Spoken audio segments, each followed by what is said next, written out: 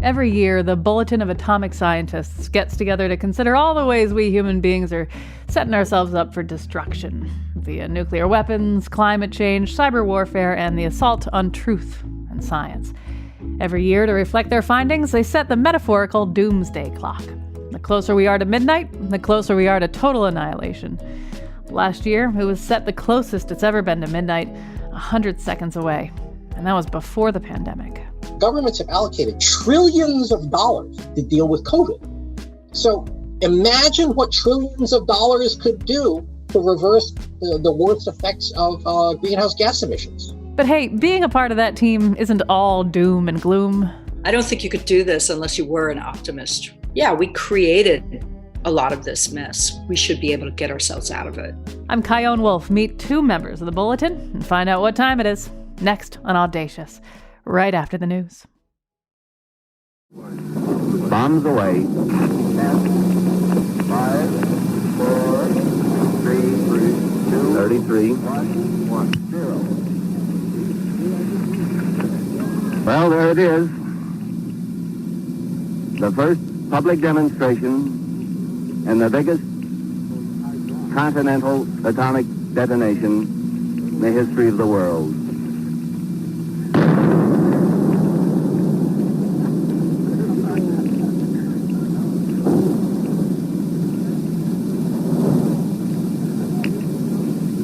That, of course, was the shock wave. And looking into the cloud, you see the orange, the brown, the dirty black, and the fringed white. Beautiful, tremendous, and angry spectacle on this waste and barren desert.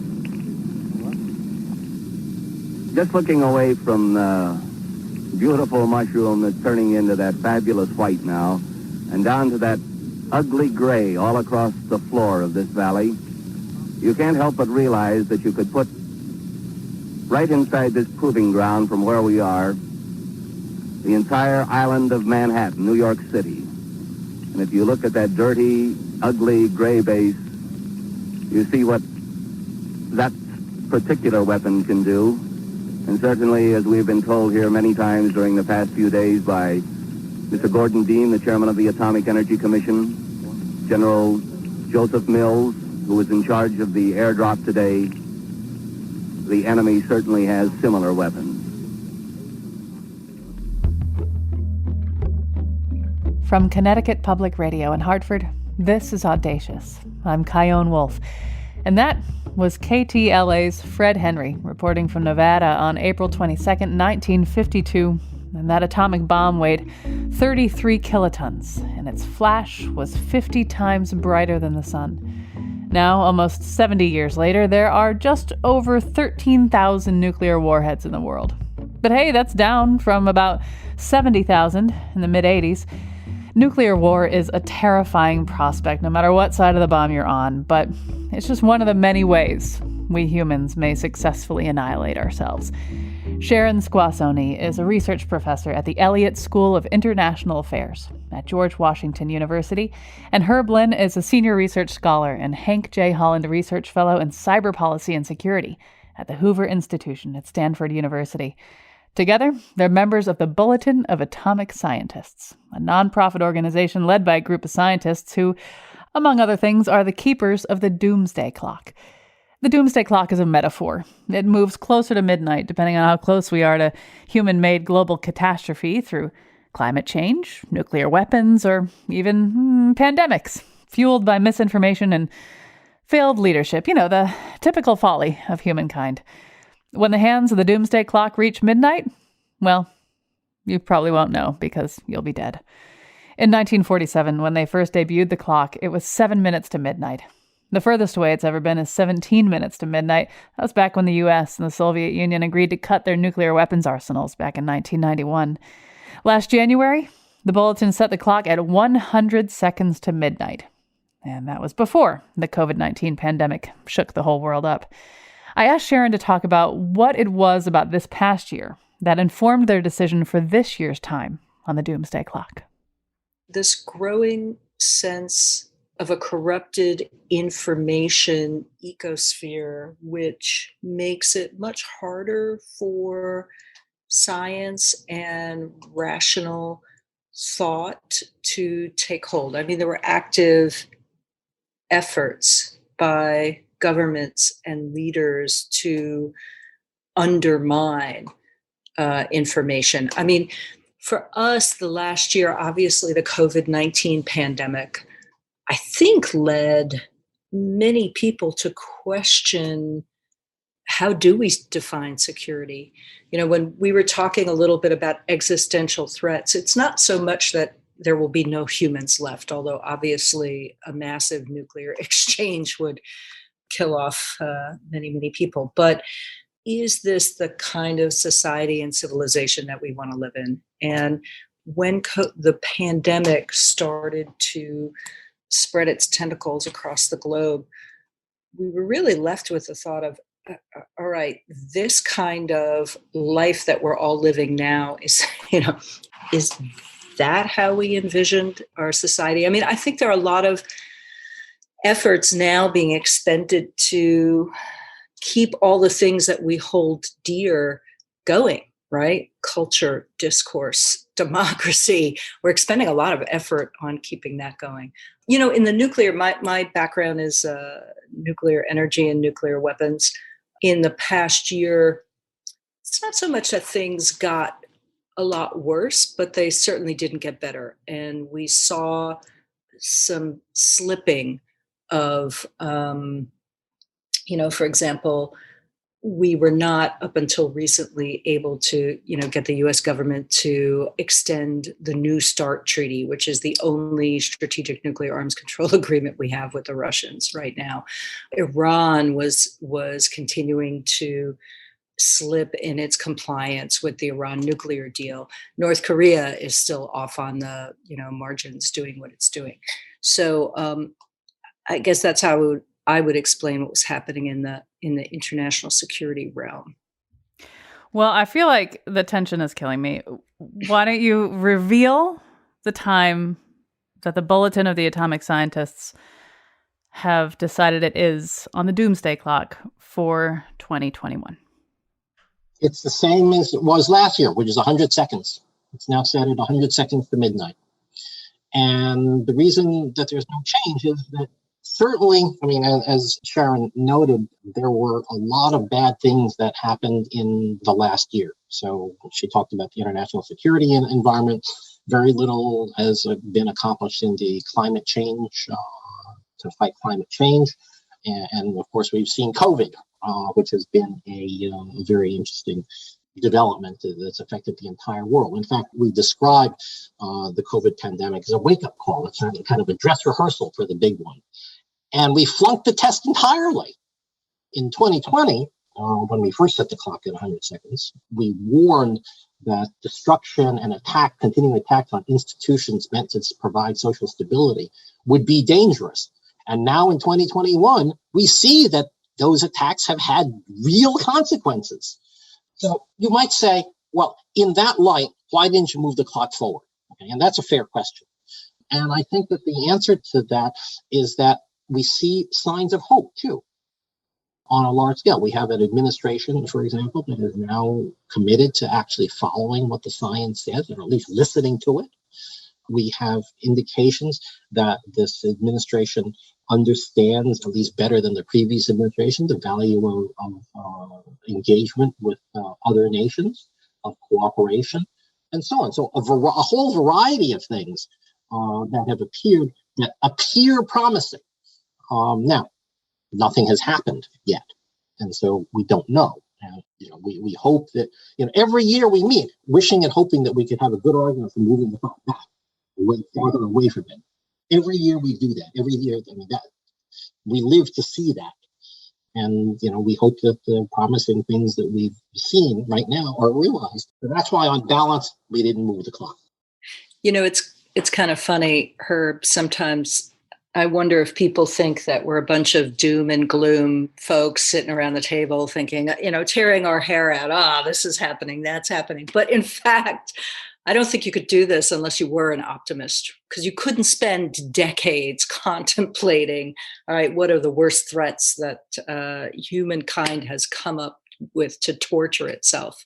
Fundamentally, I think we as a group subscribe to the notion that, yeah, we created a lot of this mess. We should be able to get ourselves out of it. Recognizing, of course, that it is much easier to get into a mess than it is to get out. Yes. Part of me, when I saw that the time would remain unchanged at 100 seconds to midnight, part of me was like, phew, unchanged. And at the same time, I'm like, damn it. So I wonder what are some major things we could have accomplished in 2020 to have brought it a minute further or more away from midnight? What in an alternate universe could we have done? We have a conversation every year about, climate change, right? Because in theory, until we get to zero carbon dioxide, zero greenhouse gas emissions, we're just inevitably ticking closer and closer, right? So, how do we deal with that? This past year, because of the pandemic, emissions were down, almost 17%. They started to climb back up. But again, when you look at that and you're like, well, do you want the world to stop simply so that, we can reduce our carbon emissions? No, there's got to be a more sophisticated response than that. However, on his first day in office, Joe Biden comes in and says, yeah, we're getting back into the Paris Agreement. So, it's funny, as a political scientist, I stand back and I say, yeah, that's what we need. We need leadership. Actually, words do matter. And these aspirational steps are really important. A hard scientist might say, well, okay, so getting back into the Paris Climate Accord doesn't change the emissions at all. So how can you really move the clock back and forth on that?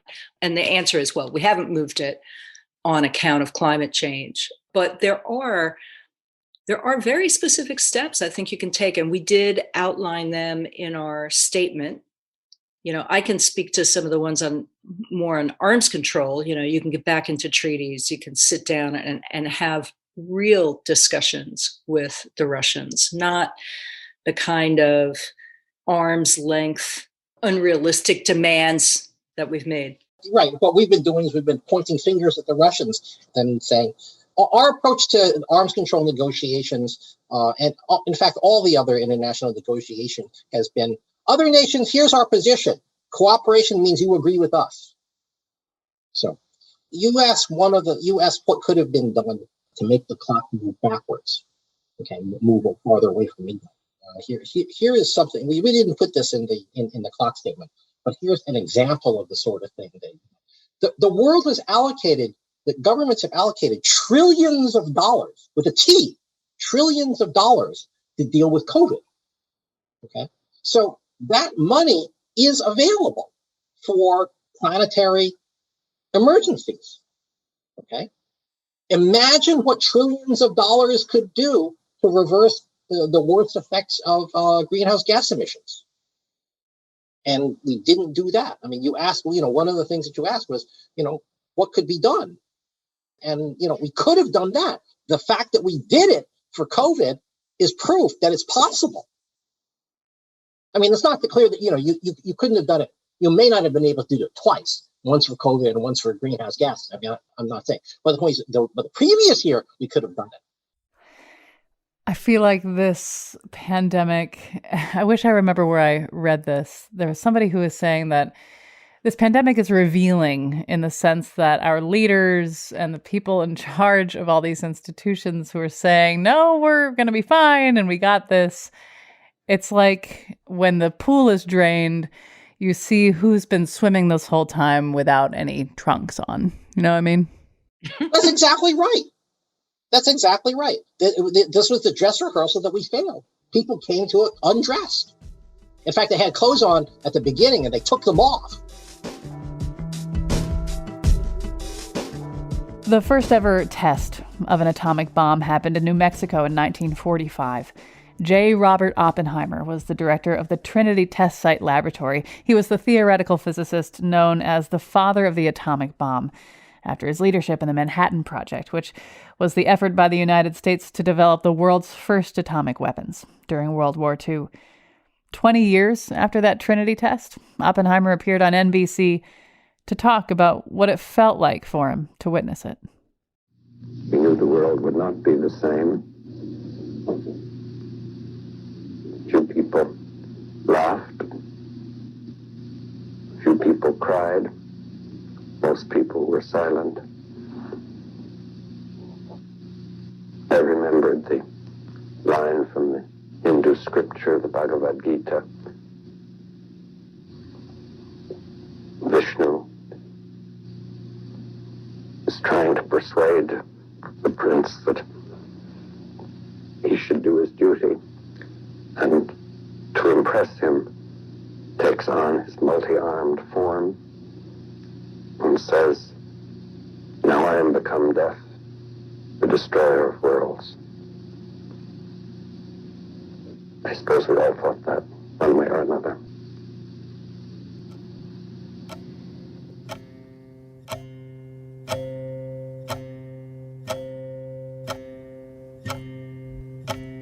When we get back. If you had another 4 years of climate change denial, that piles up. Those impacts are long lasting. How much would the hypothetical re-election of Donald Trump have affected the time on the Doomsday Clock? I'm Chion Wolf. This is Audacious. Stay with me.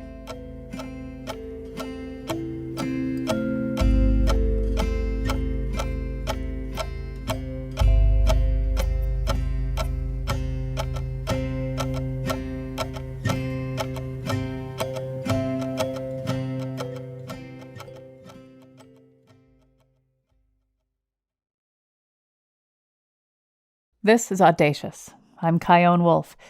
Today we're talking with two members of the Bulletin of Atomic Scientists. Every year they set the Doomsday Clock, a metaphorical clock that looks at climate change, cyber warfare, and nuclear threats to evaluate how close we are to total self-extinction. Every January they announce the time, and this year they've kept the clock set at last year's time, 100 seconds to midnight. Sharon Squassoni is from George Washington University's Elliott School of International Affairs, and Herb Lynn is a senior research scholar and Hank J. Holland Research Fellow in Cyber Policy and Security at the Hoover Institution at Stanford University. I wanted to know, in another universe, if Donald Trump had been re-elected president, how would that have impacted the Doomsday Clock? That's a tough one. We make it a point not to choose sides, not to make a decision based on person X was reelected or not. I'm not sure that the clock would have moved closer to midnight if Trump had been reelected. It's pretty darn close as it is. However, if there had been evidence of conspiracy or somehow that, an undermining of democracy in that reelection, I think that could have made a difference. Am I wrong? Herb? Well, we had so you should know, our initial discussions on setting the clock were back in November. And so, there was a chance, but it was after the election. And so it was at that point we believed that there was some ambiguity on it, but we were reasonably certain that Biden had won the election. Imagine something that I think at least I have a hard time imagining. The election comes along and Trump wins it by a squeaker, and he says, "Boy, that was really close. I didn't realize that the country was so divided. I could have really screwed it up. And, I'm going to do a whole bunch of other things to make the world a lot better." And then said some of the things that Biden has been saying about rejoining Paris. I see now that I was wrong about that, and so on. We're going to rejoin. That could have been a good thing, right? No, I'm not saying that, I'm not saying that I believe that could have happened, but, there's no law of physics that would have prevented it. It's hard to answer these kinds of hypotheticals because it depends on what happens. Well, it is revealing about the power of one position, the power of an office. And I know that this is not, the last 4 years, the choices that he and his administration and the people who enable him have made, it's not going to undo, a whole, many decades and centuries worth of climate change and all these other policies that have piled onto each other. But I'm curious about that sense of how much power does the presidential office of the United States have in affecting the global health of our people? Well, I mean, I think the answer over the last 4 years has shown is that if you systematically attack and denigrate and dismantle the institutions that are meant to provide for societal emergencies, which is what government is supposed to do, and an emergency comes along, you're not in very good shape. And all you have to do is look at the coronavirus statistics in the United States to see that. But there's something more that I think Americans tend to forget. And that is the United States was a key architect of the post-World War II system, whatever you want to call that, right? And so, by the United States pulling out of the World Health Organization, pulling out of, different organizations, the United States pays for about a quarter of the budget of all of the UN organizations, right? Some of them we don't like what they do, but most of them we do like what they do. And so, when the US withdraws its support, whether it's just financial or rhetorical, political, whatever, it has reverberations around the world. And, I'm sure there are a lot of countries and politicians out there who are very pleased that they now have a United States government that is really happy to work with other countries and, supports the multilateral institutions. But, there's been some damage done, no doubt. There's certainly been some damage. Now, if you're looking at climate change and another, if you had another 4 years of climate change denial, and you're not spending money in the right ways, for example, the stimulus or rebuilding, if you're not going to spend that on green projects, but more on fossil fuels, that piles up. Those impacts are long lasting.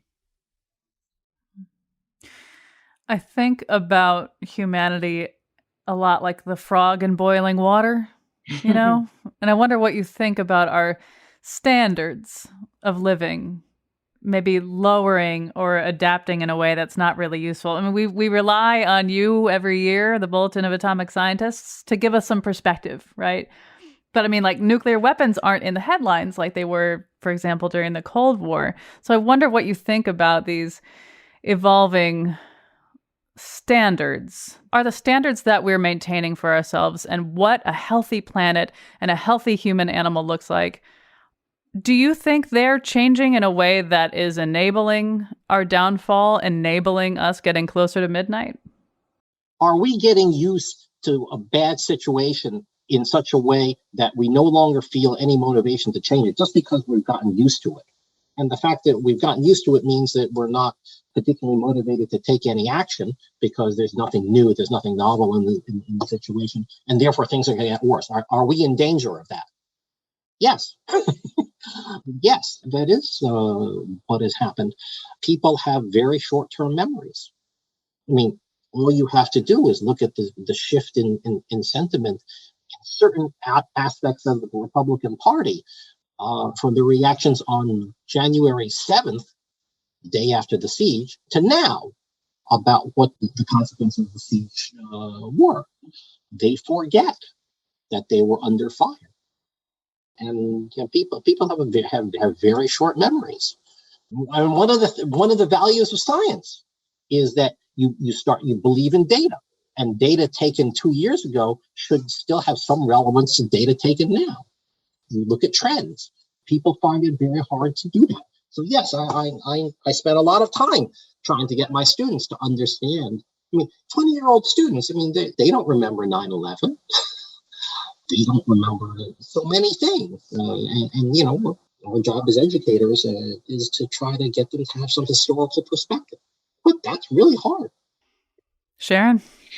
Yeah, I would agree. The example I would give would be, the racial turmoil we lived through this past summer. I think a lot of people had become used to these terrible, terrible statistics about Black people in America getting killed by cops. It was just another story, another story. And, we really are in the boiling water. And I think if we really want to rescue our democracy, we're going to have to create a political system that is much more fair, much more just.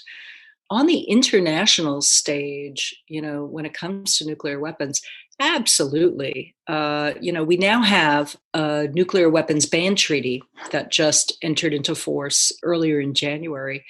And, most of the conventional wisdom in the states with nuclear weapons is that, we've lived with nuclear weapons for 75 years. We're going to continue to live with them for another 75.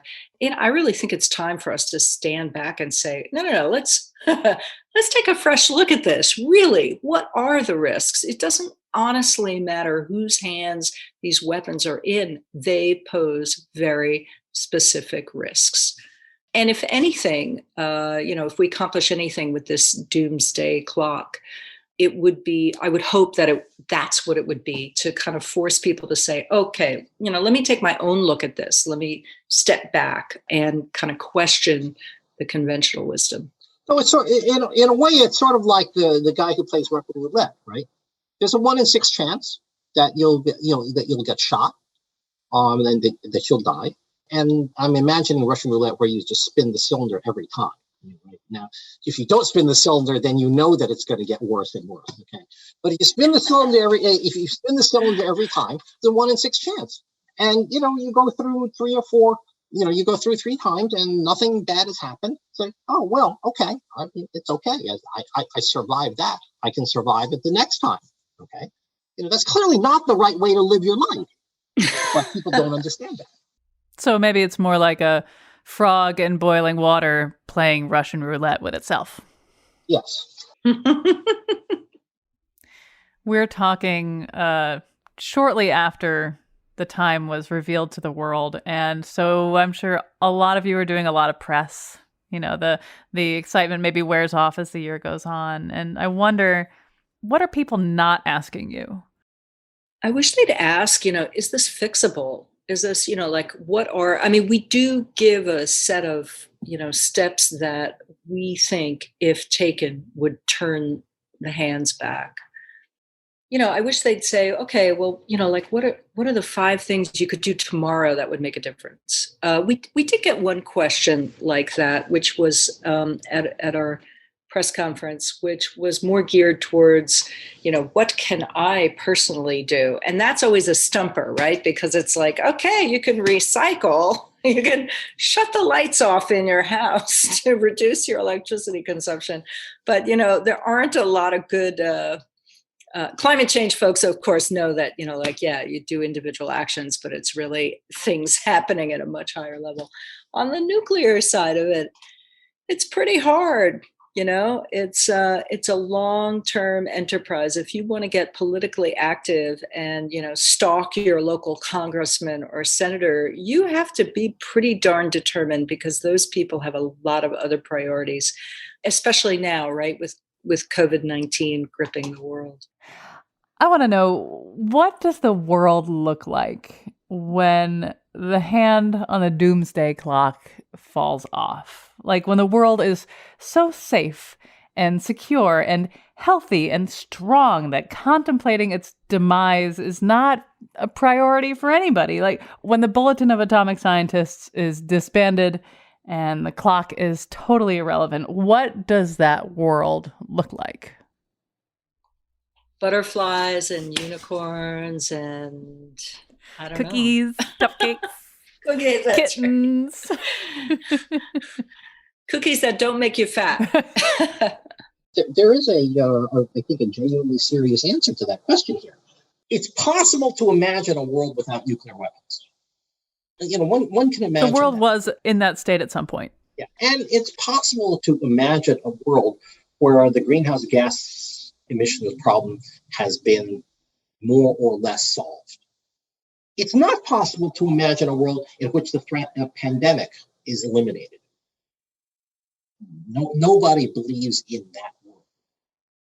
There is not a world in which people will not be picking up new technologies and science that have a possible potential bad impact on the world.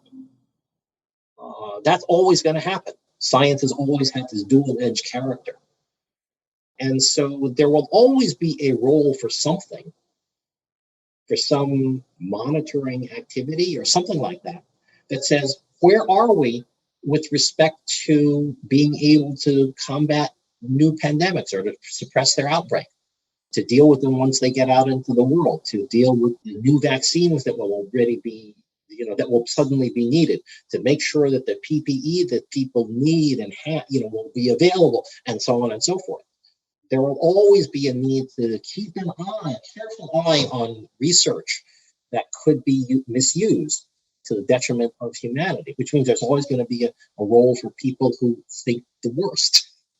So I think that world, as I say, you can imagine a world in which the nuclear war question is solved.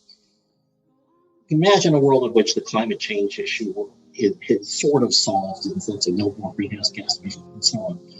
But those other things, those are always going to be there. Don't they know it's the end of the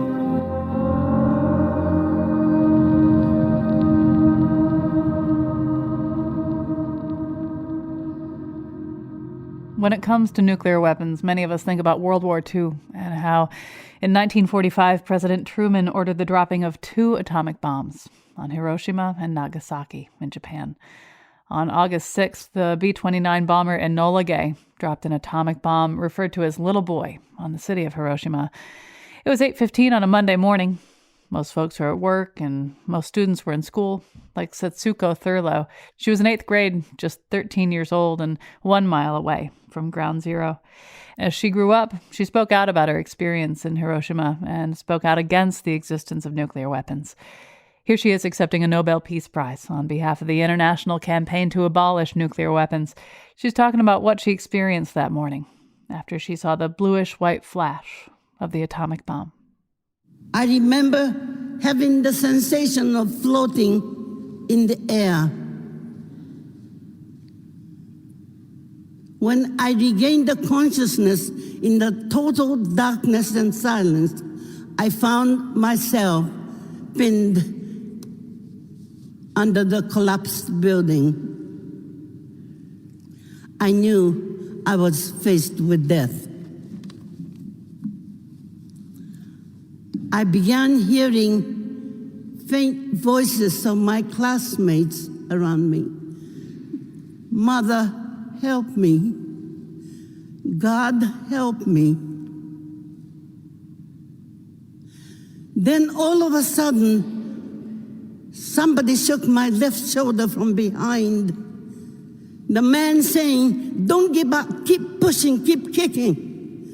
You see the sun ray coming through that opening.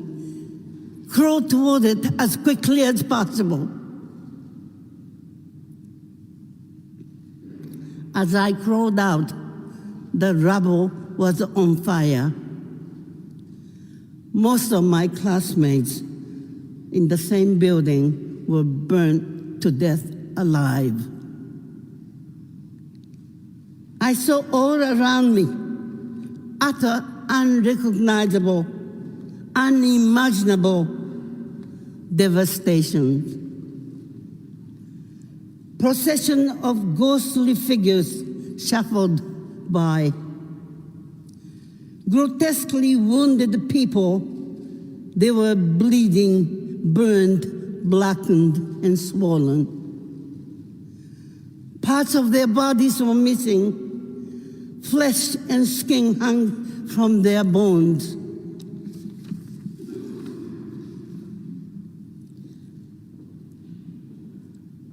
Some with their own eyeballs hanging in their hands. some with their bellies burst open, their intestines hanging out. The foul stench of burnt human flesh filled the air.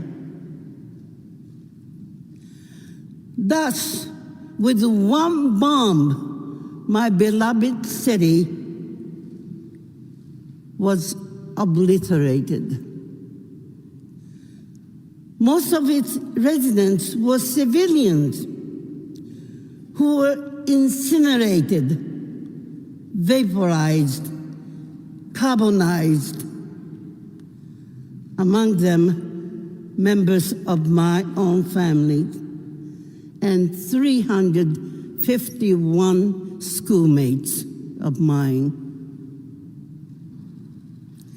In the weeks, months, and years that followed, many thousand more would die, often in random and mysterious ways, from the delayed effects of radiation. Still to this day, radiation is killing survivors.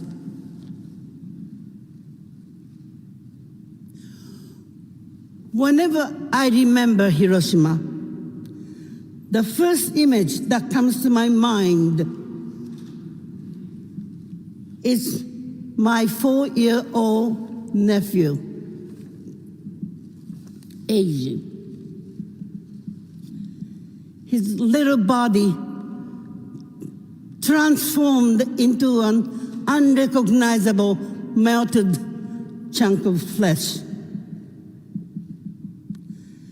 He kept begging for water in a faint voice until his death released him from agony. To me, he came to represent all the innocent children of the world, threatened as they are at this very moment by nuclear weapons. Every second of every day, nuclear weapons endanger everyone we love and everything we hold dear. We must not tolerate this insanity any longer.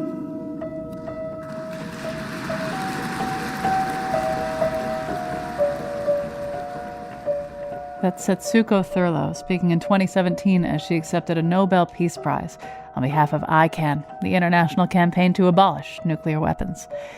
It's estimated that the explosion in Hiroshima and the aftermath of radiation killed between 70 and 135,000 people. The atomic bomb that the U.S. dropped on Nagasaki 3 days later killed between 60 and 80,000 people. When we get back, what are the experts in the Bulletin of the Atomic Scientists hopeful about? I'm Chion Wolf. This is Audacious. Stay tuned.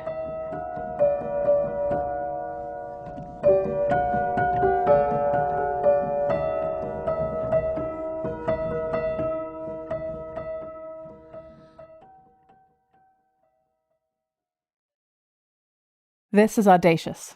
I'm Chion Wolf. Today, reflections on the end of the world from Sharon Squassoni and Herb Lynn. They're members of the Bulletin of Atomic Scientists, who every year gather to consider the state of nuclear weapons, climate change, corruption, and disinformation to gauge how close we are to our impending doom. The device that they use to advertise their consensus is the metaphorical Doomsday Clock. Midnight means total annihilation. Last year, the clock was set to 100 seconds to midnight. This year, the hands of that big old clock stayed put. Which is nice, I guess, especially considering the pandemic came between those two announcements. But it's also scary. We've never been so close to midnight. It's not all doomsday and gloom, though. I asked them about how they balance knowing about all the terrible things happening on the planet Earth with also knowing how fully capable we are of solving it. I think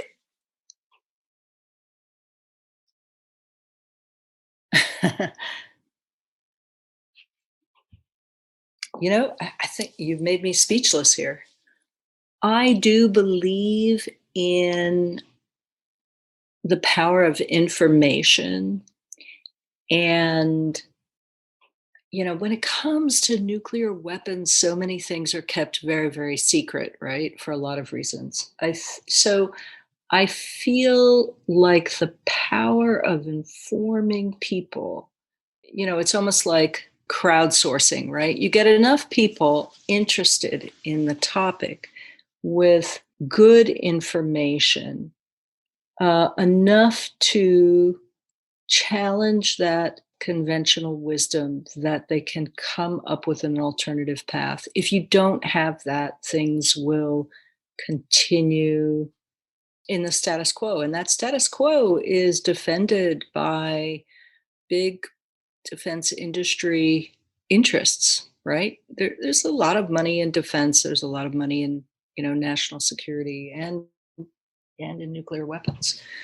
It sounds a little bit like to me that you're using a lot of the work you've done in your whole career and your work with the Bulletin to cope with knowing that there's this tension. Like right now I'm standing by and I'm trying to report on it via you, but to me it's just pure madness. And I wonder if maybe the work you're doing with the Bulletin and being outspoken about the real state of things is maybe helping alleviate some of that tension, or does it make it worse? I don't think it makes it worse. I mean, I am, I'll tell your listeners a secret. My first experience was with a Bulletin was I was a college undergraduate doing some research in the stacks of the library, right when we used to have libraries, physical libraries. And I was procrastinating. I was supposed to be doing some economic research. And on the shelf right next to what I was looking at was the Bulletin of Atomic Scientists. And I was blown away by the fact that these scientists, for whom, they're especially atomic scientists, right? They had just done some incredibly path-breaking scientific research, and they were actually spending their time trying to educate the public and politicians about the dangers of these things. I also happened to be dating a scientist at the time, so I knew how very, very jealous they are of their time. Any time that's spent outside of science seemed to be, time that was wasted. It really impressed me that they would step outside the boundaries of their comfort zone, right? To talk about the political and social ramifications of this. When I doom scroll, it's mostly about people who fall off cliffs when they hike. I love to hike. I love to mountain bike. I always think, I could probably kill myself on any given day. But instead, that could happen at any time. But I hope that, I'm actually making a difference by alerting everyone to these dangers. These are not just for scientists, right? Every person on this planet is affected by these issues. And, they should all have a hand in it. My first real serious introduction to this was through my doctoral thesis advisor, who was the fellow who assembled the first nuclear weapon that ever was detonated. I heard a lot about him, from him, about his stories about the Manhattan Project. He was in the first wave of Americans to go over there immediately after the bombings, and he toured Hiroshima and Nagasaki weeks after the blasts. So I don't think he was a member of the founding board of the Bulletin of Atomic Scientists, but he was certainly one of the initial authors in it, describing what it would be like to have a nuclear weapon going off. I think he testified to Congress about what a nuclear weapon going off in New York would be, or something like that. And this was in the 1940s. I think that he and the whole bunch of physicists felt that they had a responsibility to tell the world about this thing that they had created. A nuclear weapon is really incredible thing. I mean, you're really tickling a part of the universe that most people don't have any way of accessing. There's just no way of understanding the remarkable energies that are liberated when you play around with atomic nuclei. It's more than anything that's in the realm of human experience. And so we felt that physicists of all people have a responsibility to do that. And I think that he passed that on to me. But you made a comment a moment ago, which I think may be deeper than you think. But certainly my involvement with the Bulletin and my speaking out about the stuff and the research that I do and interviews that I give and the students that I do reading projects with and so on, they are all of it is both to inform them. Yes, that's true. And to inform the world, that's true. I know inform policymakers, that's true. Yes. But is there a therapeutic element to it for me? I think I have to say the answer is yes. That it says, I'm not totally helpless. I can do something. I can't make decisions that I think the President of the United States should be making. I'd make a terrible president for a variety of reasons. But it's what I can do. And that makes me feel that my life has some value. In the context of this year's time, 100 seconds to midnight, unchanged from last year, but it's still never been closer. How hopeful are you that when we talk again next year, we'll be further away from midnight?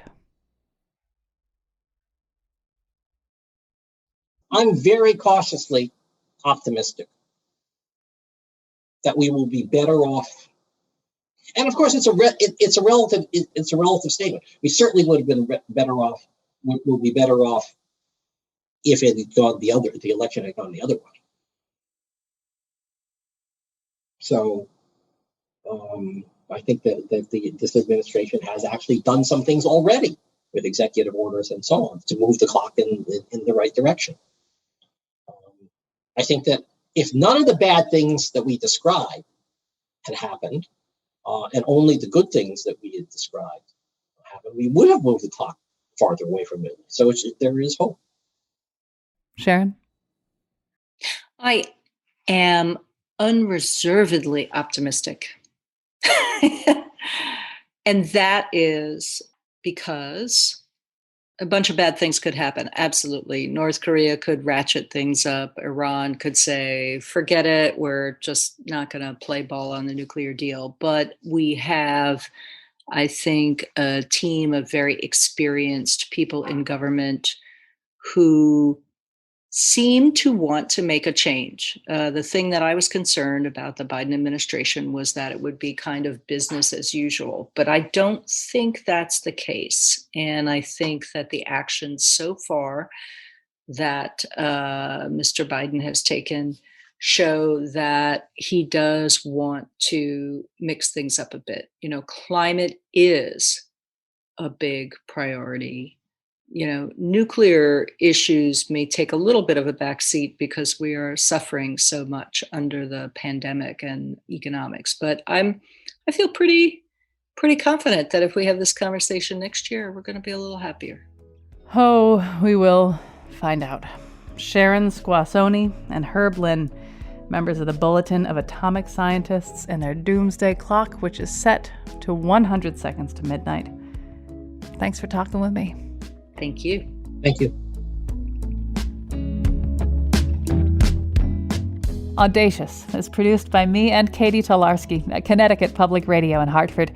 To subscribe and listen back to shows about things like how the way we train our dogs says a lot about ourselves, the philosophy of self-determination within the context of blindness, what it's like to not be capable of feeling any physical pain, and relationship advice from people who've been married for over 50 years, visit ctpublic.org/audacious. Send me your reactions and show ideas on Facebook, Instagram, and Twitter at Kyone Wolf, and my email is cwolf@ctpublic.org. And online, use the hashtag AudaciousPublic. Thanks for listening.